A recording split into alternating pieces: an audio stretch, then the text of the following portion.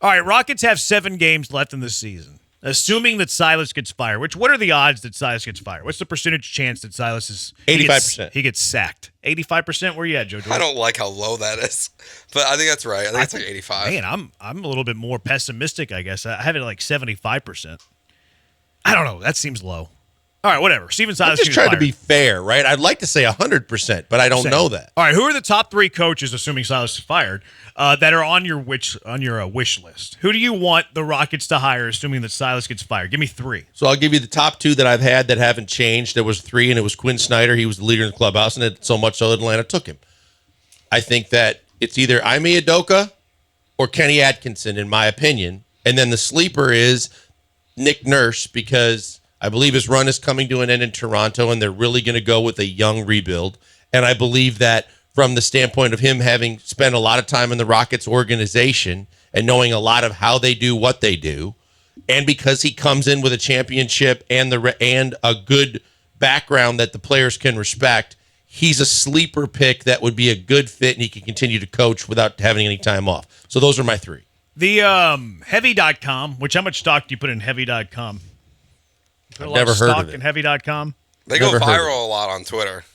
Anyways, Heavy.com is reporting that the Houston Rockets, if Stephen Silas is fired, that they would have interest in Nick Nurse, assuming he's fired, and Ime Udoka. So Heavy.com, I don't think he's going to get fired. I think it's going to be a buyout. Okay, well, he's available. Yeah, that they would have interest in Nurse and Udoka, and actually the Raptors are mentioned as a team that would have interest in Udoka as well if they moved on from Nick Nurse. So that's exciting, right? There's 2 names on that list that we would be all very happy for. I cheated a little bit, and I have 5 guys on my list. I have 2 of them that you can make a food chain out of that. Can you? 5 guys. Who's eating who? Oh, you're a big burger guy. I love burgers. But give me smash burger over 5 guys. Not a popular It's take. real expensive. Not a popular take. Smash fries are underrated. If they're fired, there's 2 guys on my list if they're fired. Nick Nurse, Tom Thibodeau. Tom Thibodeau's not going anywhere. I saw on Heavy.com that there's reports that they might be looking to moving on from Tom Thibodeau. There's absolutely no chance with the run the Knicks are on and the fact that the Knicks get everything hyper-scrutinized and the fact that because it's so hard to win in New York, I just... There's no way that they're going to move on from Tom Thibodeau. If Tom Thibodeau's fired, he's on my list. Top 3 coaches that are available. Ime Udoka. I like your Kenny Atkinson call, too. I think he did a good job in Brooklyn. We see what life has been like after Kenny Atkinson. And how about this one for a third? I'm curious what you think. Frank Vogel. I don't mind that.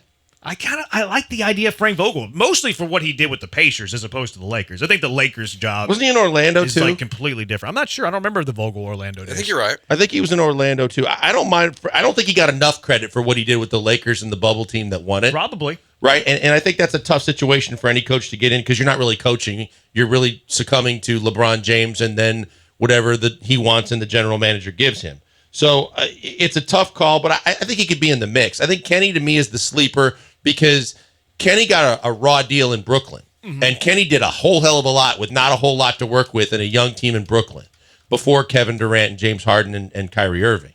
And I think that Kenny now would come in with the clout of being an assistant coach on a championship team, working with the Warriors, understanding a little bit more, working with not only young players but veterans. And I think he could bring a lot to the locker room.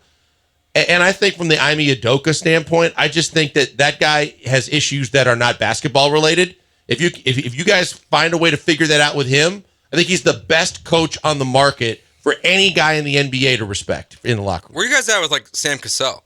4776 just texted. Best coach for the Rockets for the price, and we'll get the respect from the youngster, Sam Cassell.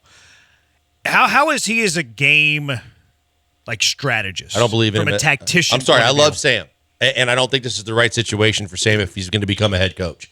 I think as much as he's dealing with and had to deal with a headache with James Harden, which he's had to deal with more so than almost any coach on that staff, I think that Sam coming into this Hornets nest would be the least ideal situation for him. If Sam comes in and he gets a team with a more veteran-laden roster, Sam can work with it. But I think that trying to be the teacher at recess that keeps all the kids in line is not what Sam needs, and it's not what this team needs. The Udoka thing, do you consider what happened in Boston a deal breaker or something that I don't. Is that hopefully it's just a one-off, right? Well, I just said that's an off the court problem. Like, I understand it got to be a organizational problem because they chose to make it such. They chose to put it on blast, and look like they were being the good guys. But it's not the first or the last time anything like that has happened. But in terms of what he did on the basketball court as a basketball coach, he grew up learning under Popovich. Got it, that's how he got, cut his teeth in the industry as a coach. And he took the Celtics to the championship. I mean, they didn't win it, but he got them there. And he took a younger team and got them all together, got them all to buy in, did it on both ends of the floor. And I think that from a basketball perspective, he'd also not only would have the respect of the locker room, but Rafael Stone would have to respect him. It's instant credibility. No question. To me, he's at the top of my list. Instant credibility.